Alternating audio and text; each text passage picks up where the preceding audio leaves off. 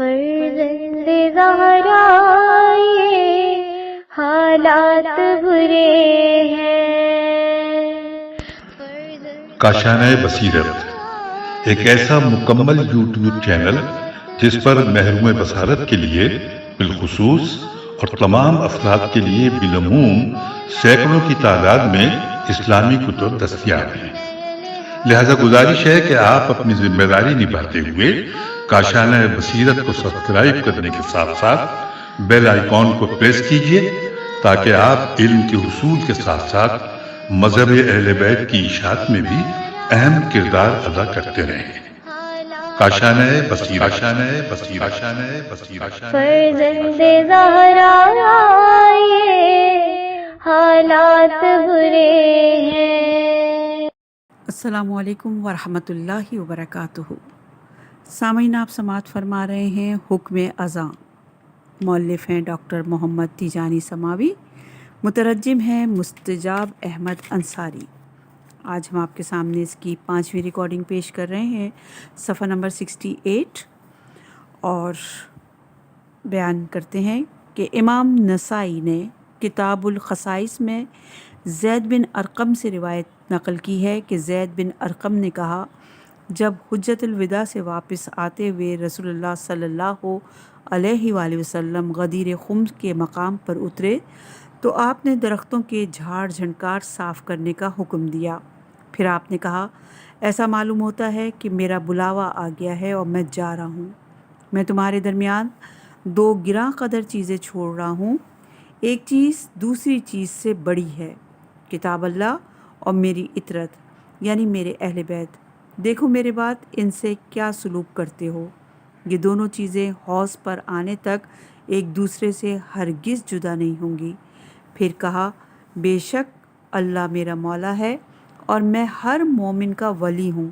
پھر آپ نے حضرت علی علیہ السلام کا ہاتھ پکڑ کر کہا، جس کا میں ولی ہوں یہ بھی اس کے ولی ہیں۔ اے اللہ، جو علی سے دوستی رکھے تو بھی اس سے دوستی رکھ، اور جو ان سے دشمنی رکھے تو بھی ان سے دشمنی رکھ۔ ابو طفیل کہتے ہیں کہ میں نے زید بن ارقم سے پوچھا، کیا تم نے خود رسول اللہ صلی اللہ علیہ وآلہ وسلم کو یہ فرماتے ہوئے سنا ہے؟ زید نے کہا، جتنے لوگ بھی وہاں درختوں کے قریب تھے سب نے اپنی آنکھوں سے دیکھا اور کانوں سے سنا ہے۔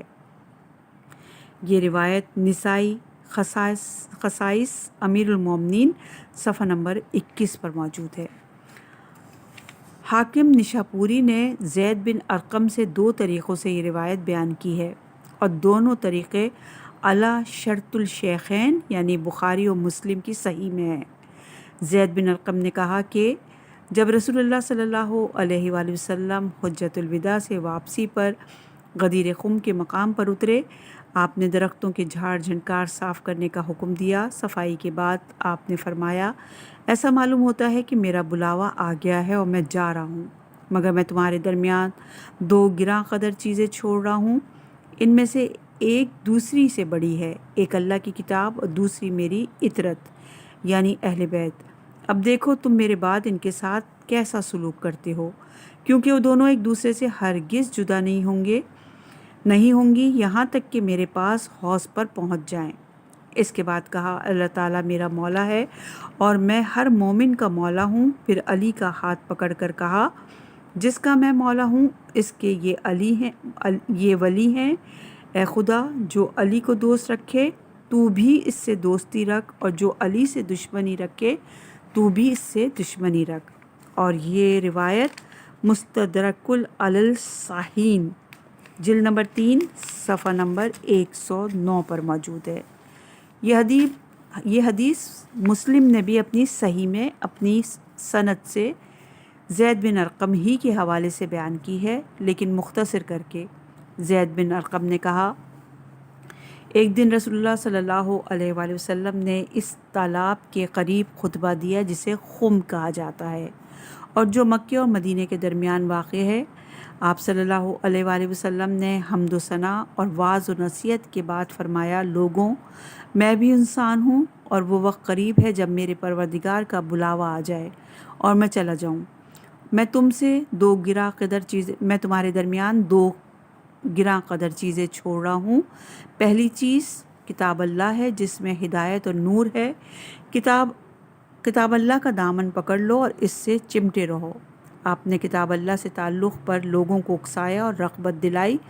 پھر کہا دوسرے میرے اہل بیت ہیں، میں اپنے اہل بیت کے بارے میں تمہیں اللہ کو یاد دلاتا ہوں۔ میں اپنے اہل بیت کے بارے میں تمہیں اللہ کو یاد دلاتا ہوں۔ میں اپنے اہل بیت کے بارے میں تمہیں اللہ کو یاد دلاتا ہوں۔ آپ نے زیادہ تاکید کے لیے 3 بار کہا، اور یہ روایت صحیح مسلم کی جلد نمبر 7 صفحہ نمبر 122 باب خصائل علی ابن ابی طالب۔ اس حدیث کو امام احمد بن حنبل، ترمذی اور ابن عساکر وغیرہ نے بھی نقل کیا ہے۔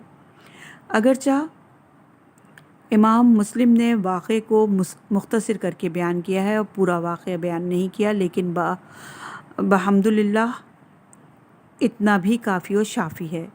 اختصار شاید زید بن ارقم نے خود کیا ہے، کیونکہ وہ سیاسی حالات کی وجہ سے حدیث غدیر کو چھپانے پر مجبور تھے۔ یہ بات سیاق حدیث سے معلوم ہوتی ہے، کیونکہ راوی کہتا ہے کہ میں، حسین بن صبرہ، عمر بن مسلم اور ہم تینوں زید بن ارقم کے پاس گئے۔ جب ہم بیٹھ گئے تو حسین نے حسین نے زید سے کہا، آپ نے بڑے اچھے دن دیکھے ہیں، آپ نے رسول اللہ صلی اللہ علیہ وآلہ وسلم کو دیکھا ہے، آپ کی باتیں سنی ہیں اور آپ کے غزوات میں شرکت کی ہے، آپ کے پیچھے نماز پڑھی ہے، ہمیں بھی کچھ سنائیے جو آپ نے رسول اللہ صلی اللہ علیہ وآلہ وسلم سے سنا ہو۔ زید نے کہا، بھتیجے، میں بڈھا ہو گیا ہوں اور میری عمر زیادہ ہو گئی ہے۔ رسول اللہ صلی اللہ علیہ وآلہ وسلم کی بعض باتیں جو مجھے یاد تھیں اب میں بھول گیا ہوں، اس لیے میں جو کچھ سناؤں وہ سن لو، اور جو نہ سناؤں تو مجھے اس کے سنانے کی تکلیف نہ دو۔ اس کے بعد کہا، ایک دن رسول اللہ صلی اللہ علیہ وآلہ وسلم نے ہمیں اس تالاب کے قریب خطبہ دیا جسے خم کہا جاتا ہے۔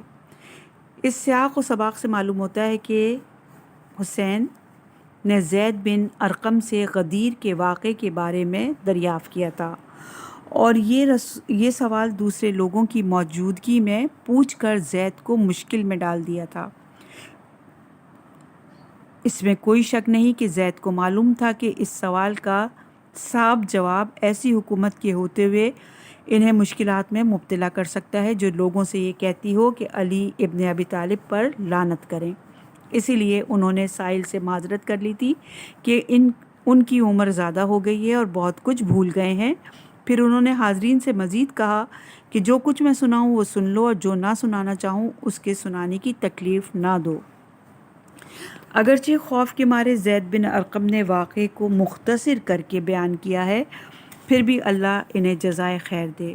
انہوں نے بہت سے حقائق بیان کر دیے اور نام لیے بغیر حدیث غدیر کی طرف اشارہ بھی کر دیا۔ انہوں نے کہا کہ رسول اللہ صلی اللہ علیہ وآلہ وسلم نے ہمیں خطبہ دیا اس تالاب کے نزدیک جسے خم کہا جاتا ہے، اور جو مکے اور مدینے کے درمیان واقع ہے۔ اس کے بعد حضرت علی علیہ السلام کی فضیلت بیان کی اور بتلایا کہ علی حدیث ثقلین کی روح سے کتاب اللہ کے ساتھ شریک ہیں، لیکن یہاں بھی علی کا نام نہیں لیا اور یہ لوگوں کی ذہانت پر چھوڑ دیا کہ وہ خود نتیجہ نکال لیں، کیونکہ یہ سب مسلمانوں کو معلوم ہے کہ علی علیہ السلام ہی اہل بیت نبوت کے سردار ہیں۔ یہی وجہ ہے کہ ہم دیکھتے ہیں کہ خود امام مسلم نے بھی حدیث کا وہی مطلب سمجھا جو ہم نے سمجھا ہے، کیونکہ انہوں نے یہ حدیث باب فضائل علی ابن ابی طالب میں بیان کی ہے، حالانکہ حدیث میں علی ابن ابی طالب کا نام تک نہیں۔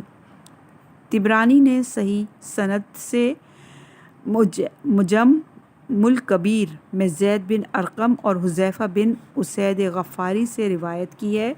وہ کہتے ہیں کہ رسول اللہ صلی اللہ علیہ وآلہ وسلم نے غدیر خم میں درختوں کے نیچے خطبہ دیا۔ آپ نے فرمایا، اب وقت آ گیا ہے کہ میرا بلاوا آ جائے اور میں چلا جاؤں، میری بھی ذمہ داری ہے اور تمہاری بھی ذمہ داری ہے، اب تم کیا کہتے ہو؟ سب نے کہا، ہم شہادت دیتے ہیں کہ آپ نے اللہ کا پیغام پہنچایا اور کوشش کی اور ہمیں نصیحت کی، اللہ آپ کو جزائے خیر دے۔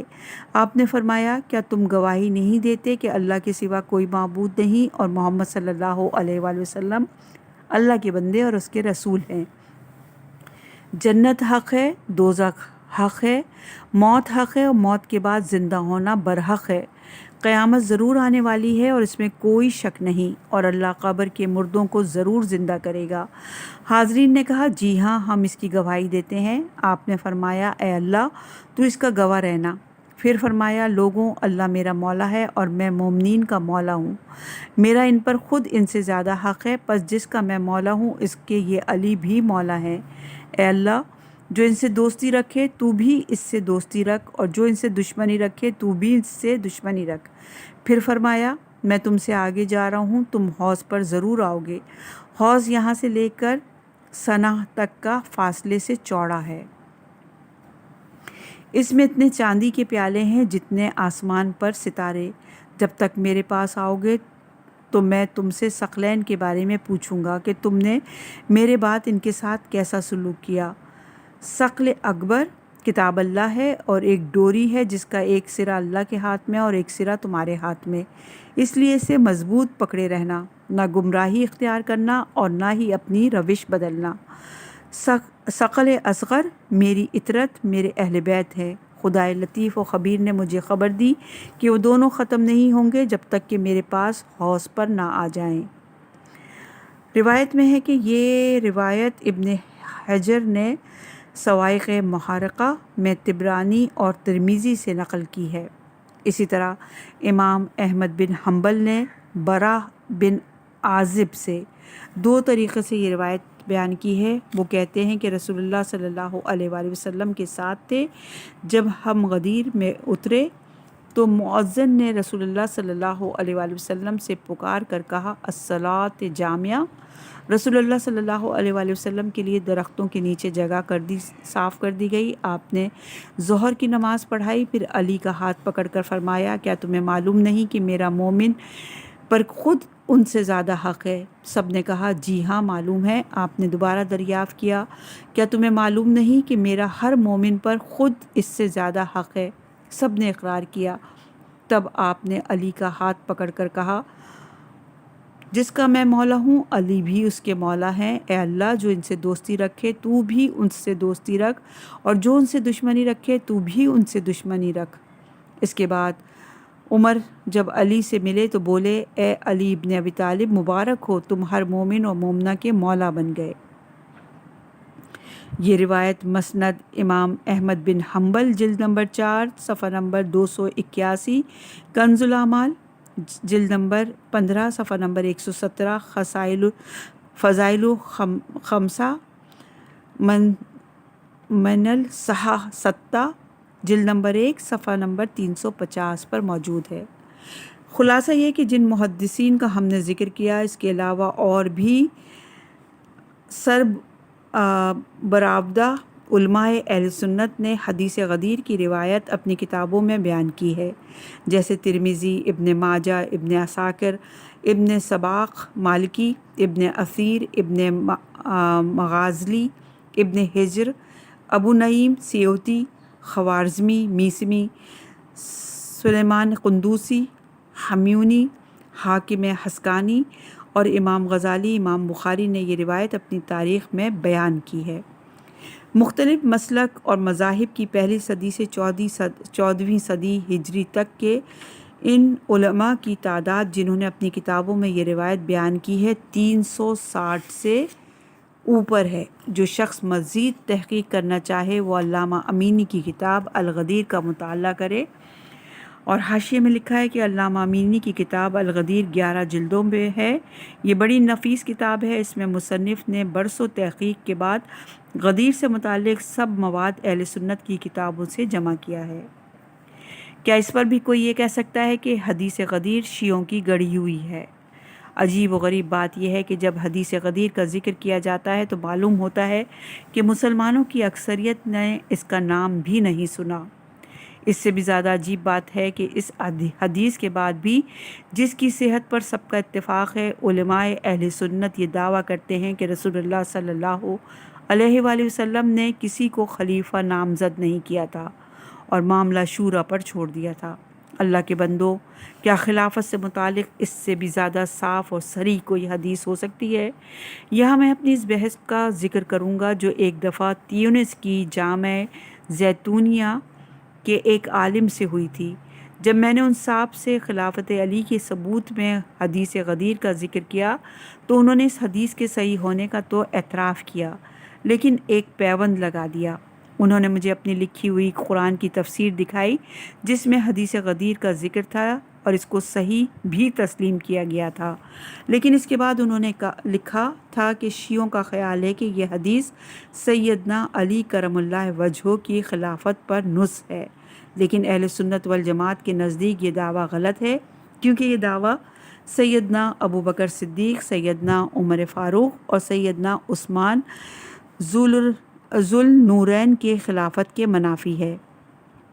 اس لیے ضروری ہے کہ حدیث میں جو لفظ مولا آیا ہے اس کے معنی محب اور مددگار کے لیے جائیں، جیسا کہ یہ لفظ ان معنوں میں قرآن کریم میں بھی آیا ہے۔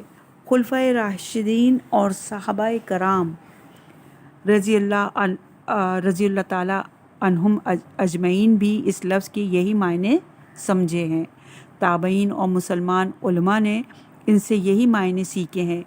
اس لیے رفائض جو اس حدیث کی تعویل کرتے ہیں اس کا کوئی اعتبار نہیں، کیونکہ یہ لوگ خلفاء کی خلافت کو تسلیم نہیں کرتے اور صحابہ رسول پر لعن طعن کرتے ہیں۔ صرف یہی بات ان کے جھوٹے اور غلط دعووں کے بطلان کے لیے کافی ہے۔ میں نے ان عالم سے پوچھا، یہ بتلائیے کہ کیا واقعی یہ قصہ غدیر خم میں پیش آیا تھا؟ انہوں نے جواب دیا، اگر پیش نہ آتا تو علماء اور محدثین اسے کیوں بیان کرتے؟ میں نے کہا، کیا یہ بات رسول اللہ صلی اللہ علیہ وآلہ وسلم کے شایانہ شان ہے کہ وہ جلتی ہوئی دھوپ میں اپنے اصحاب کو جمع کر کے ایک طویل خطبہ صرف یہ کہنے کے لیے دیں کہ علی تمہارا محب و ناصر ہے؟ یہ تشریح آپ کی سمجھ میں آتی ہے؟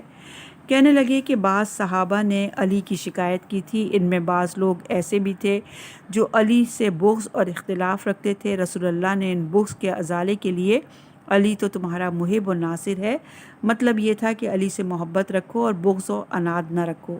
میں نے کہا، اتنی سی بات کے لیے سب کو روکنے اور ان کے ساتھ نماز پڑھنے اور خطبے کو ان الفاظ سے شروع کرنے کی ضرورت نہیں تھی کہ کیا میرا تم پر تم سے زیادہ حق نہیں؟ یہ آپ نے مولا کے معنی کی وضاحت کے لیے ہی تو کہا تھا۔ اگر جو آپ کہتے ہیں وہی صحیح ہے تو یہ بھی ہو سکتا ہے کہ جن لوگوں کو علی سے شکایت تھی آپ ان کو بلا کر کہہ دیتے کہ علی تو تمہارا دوست اور مددگار ہے، بات ختم ہو جاتی۔ 1,00,000 سے زیادہ مجمع کو دھوپ میں روکنے کی، جس میں بڈھے عورتیں بھی شامل تھیں، کیا ضرورت تھی؟ کوئی ہوش مند تو یہ بات کبھی مان نہیں سکتا۔ کہنے لگے، کیا کوئی ہوش مند یہ مان سکتا ہے کہ جو بات تم اور شیعہ سمجھ گئے وہ 1,00,000 صحابہ نہ سمجھ سکے؟ میں نے کہا، پہلی بات تو یہ ہے کہ ان میں سے صرف تھوڑے سے لوگ تھے جو مدینہ منورہ میں رہتے تھے، دوسرے وہ بھی بالکل وہی سمجھے جو میں اور شیعہ سمجھے ہیں۔ جب ہی تو علماء راوی ہیں کہ ابو بکر اور عمر یہ کہہ کر علی کو تبریک پیش کر رہے تھے کہ مبارک ہو ابن ابی طالب، اب تم ہر مومن اور مومنہ کے مولا ہو گئے ہو۔ کہنے لگے، پھر رسول اللہ کی وفات کے بعد انہوں نے علی کی بیعت کیوں نہیں کی؟ کیا وہ نعوذ باللہ رسول اللہ کے حکم کے مخالفت اور حکم عدولی کر رہے تھے؟ میں نے کہا، علماء اہل سنت اپنی کتابوں میں خود تسلیم کرتے ہیں کہ بعض صحابہ تو خود آپ کی زندگی اور آپ کی موجودگی ہی میں آپ کے احکام کی مخالفت کیا کرتے تھے، تو اس میں تعجب کی کیا بات ہے اگر انہوں نے آپ کی وفات کے بعد آپ کے احکام پر عمل نہیں کیا؟ پھر جب صحابہ کی اکثریت اسامہ بن زید کو امیر لشکر بنائے جانے پر ان کی کم عمری کی وجہ سے معترض تھی، حالانکہ وہ محدود نوعیت کی قلیل مدت مہم تھی، تو وہ علی کا نوعمری کے باوجود مدت العمر کے لیے خلیفہ اور حکمران بنائے جانا کیسے قبول کر سکتے تھے؟ آپ خود کہہ رہے ہیں کہ بعض صحابہ علی علیہ السلام سے بغض اور کینہ رکھتے تھے۔ گھبرا کر کہنے لگے کہ اگر علی کرم اللہ وجہہ اور رضی اللہ عنہ کو معلوم ہوتا کہ رسول اللہ صلی اللہ علیہ وآلہ وسلم نے انہیں خلیفہ نامزد کیا ہے تو وہ کبھی اپنا حق نہیں چھوڑ سکتے تھے اور نہ خاموشی اختیار کر سکتے تھے۔ وہ تو اتنے دلیر اور بہادر تھے کہ سب صحابہ ان سے ڈرتے تھے، مگر وہ کسی سے خوف نہیں کھاتے تھے۔ میں نے کہا، حضرت یہ ایک الگ موضوع ہے، میں اس میں الجھنا نہیں چاہتا کیونکہ آپ صحیح احادیث نبوی ہی کو نہیں مانتے بلکہ ناموس صحابہ کے تحفظ کے لیے ان کی تعویل کرتے ہیں اور ان کی کچھ معنی بیان کرتے ہیں۔ میں ایسے میں کیسے آپ کو یقین دلا سکوں گا کہ امام علی علیہ السلام نے کیوں خاموشی اختیار کی اور خلافت پر اپنے حق کے لیے احتجاج نہیں کیا؟ وہ صاحب مسکرائے اور کہا، میں تو خود سیدنا علی علیہ السلام کو سب سے افضل سمجھتا ہوں۔ اگر معاملہ میرے ہاتھ میں ہوتا تو میں صحابہ میں سے کسی کو بھی ان پر ترجیح نہ دیتا، کیونکہ وہ شہر علم کا دروازہ تھے، شیر خدا تھے۔ لیکن اللہ سبحانہ کی مشیت جس کو چاہتی ہے آگے بڑھاتی ہے اور جس کو چاہتی ہے پیچھے ہٹا دیتی ہے۔ اللہ سے کوئی نہیں پوچھ سکتا کہ کیا کرتا ہے، ہاں اللہ سب سے جواب طلب کر سکتا ہے۔ اب مسکرانے کی میری باری تھی۔ میں نے کہا، یہ بھی ایک دوسرا موضوع ہے۔ اگر اس پر گفتگو شروع ہوئی تو تقدیر کی بحث چھڑ جائے گی جس پر ہم پہلے بات چیت کر چکے ہیں، اور نتیجہ یہ ہوا کہ ہم دونوں اپنی اپنی رائے پر قائم رہے۔ جناب والا، مجھے تعجب اس پر ہے کہ جب بھی میری گفتگو کسی سنی عالم سے ہوئی اور میں اسے لاجواب کر دیتا ہوں، وہ فوراً ایک موضوع سے دوسرے موضوع کی طرف بھاگنا شروع کر دیتا ہے اور اصل بات بیچ میں ہی رہ جاتی ہے۔ وہ صاحب بولے، میں تو اپنی رائے پر قائم ہوں، میں نے تو بات نہیں بدلی۔ بہرحال میں ان سے رخصت ہو کر چلا آیا اور دیر تک سوچتا رہا کہ کیا وجہ ہے کہ مجھے اپنے علماء میں سے کوئی ایک بھی ایسا نہیں ملتا جو اس مٹر گشت میں آخر تک میرا ساتھ دے اور ہمارے یہاں کے محاورے کے مطابق دروازے کو اس کی ٹانگ پر کھڑا رکھے۔ بعض سنی بات تو شروع کرتے ہیں لیکن جب اپنے اقوال کی دلیل پیش نہیں کر سکتے تو یہ کہہ کر بس نکلنے کی کوشش کرتے ہیں کہ وہ لوگ تو تھے جو گزر گئے، ان کے اعمال ان کے ساتھ، تمہارے اعمال تمہارے ساتھ۔ بعض لوگ کہتے ہیں کہ ہمیں گڑے مردے اکھاڑنے اور جھگڑے کھڑے کرنے کی کیا ضرورت ہے۔ اہم بات یہ ہے کہ شیعہ اور سنی دونوں ایک خدا کو مانتے ہیں اور ایک رسول کو مانتے ہیں، اتنا ہی کافی ہے۔ بعض تو مختصر بات کرتے ہیں اور وہ کہتے ہیں کہ صحابہ کے معاملے میں خدا سے ڈرو۔ اب ایسے لوگوں کے ساتھ کسی علمی بحث کی گنجائش کہاں؟ جو رجوع الی الحق کی کیا صورت؟ حق سے ہٹ کر تو گمراہی ہی ہے۔ ان لوگوں کو اس قرآنی اسلوب کی کیا خبر جس میں دلیل پیش کرنے کو کہا گیا ہے کہ اگر تم سچے ہو تو اپنی دلیل لاؤ۔ صفحہ نمبر ہے 78۔ عنوان ہے اکمال دین کی آیت کا تعلق بھی خلافت سے ہے۔ اللہ تعالیٰ کا ارشاد ہے، بسم اللہ الرحمن الرحیم، الیوم اکملت لکم دینکم واتممت علیکم نعمتی ورضیت لکم الاسلام دینا۔ شیعوں کا اس بات پر اتفاق ہے کہ یہ آیت امام علی علیہ السلام کے خلیفۃ المسلمین کی حیثیت سے تقرر کے بعد غدیر خم کے مقام پر نازل ہوئی۔ یہ روایت ائمہ اہل بیت علیہ السلام کی ہے اور اسی بنا پر شیعہ امامت کو اصول دین میں شمار کرتے ہیں۔ جن سنی علماء نے یہ روایت بیان کی ہے کہ یہ آیت غدیر خم میں امام علی علیہ السلام کے تقرر کے بعد نازل ہوئی، ان کی تعداد تو بہت ہے۔ ہم مثال کے طور پر چند ناموں کا تذکرہ کرتے ہیں۔ نمبر 1، ابن مزاغلی شافعی مناقب علی ابن ابی طالب، صفحہ نمبر 19۔ نمبر 2، خطیب بغدادی تاریخ بغداد، جلد نمبر 8، صفحہ نمبر 592۔ نمبر 3، ابن عساکر تاریخ دمشق، جلد نمبر 2، صفحہ نمبر 75۔ نمبر 4، حافظ سیوطی تفسیر الانقان، جلد نمبر 1، صفحہ نمبر 13۔ نمبر 5، حافظ سیوطی تفسیر الدار المنثور، جلد نمبر 3، صفحہ نمبر 19۔ نمبر 6، خوارزمی حنفی مناقب امیر المومنین، صفحہ نمبر 80۔ نمبر 7، سبت ابن جوزی تذکرۃ الخواص، صفحہ نمبر 30۔ نمبر 8، حافظ ابن کثیر تفسیر القرآن العظیم، جلد نمبر 2، صفحہ نمبر 14۔ نمبر 9، حافظ ابن کثیر البدایہ والنہایہ، جلد نمبر 3، صفحہ نمبر 213۔ نمبر 10، آلوسی تفسیر روح المعانی، جلد نمبر 6، صفحہ نمبر 55۔ نمبر 11، حافظ قندوسی حنفی ینابع المودہ، صفحہ نمبر 115۔ نمبر 12، حافظ حسکانی حنفی تفسیر شواہد التنزیل، جلد نمبر 1، صفحہ نمبر 157۔ اس سب کے باوجود علماء اہل سنت میں عظمت صحابہ کے پیش نظر یہ ضروری سمجھا ہے کہ اس آیت کا نزول کسی اور موقع پر دکھایا جائے، کیونکہ اگر علماء اہل سنت یہ تسلیم کر لیتے کہ یہ آیت غدیر خم میں نازل ہوئی تو اس کا مطلب یہ ہوگا کہ انہوں نے ضمنی طور پر اس کا بھی اعتراف کر لیا کہ علی ابن ابی طالب علیہ السلام کی ولایت ہی وہ چیز تھی جس سے اللہ تعالیٰ نے دین کو کامل کیا اور مسلمانوں پر اپنی نعمت تمام کی۔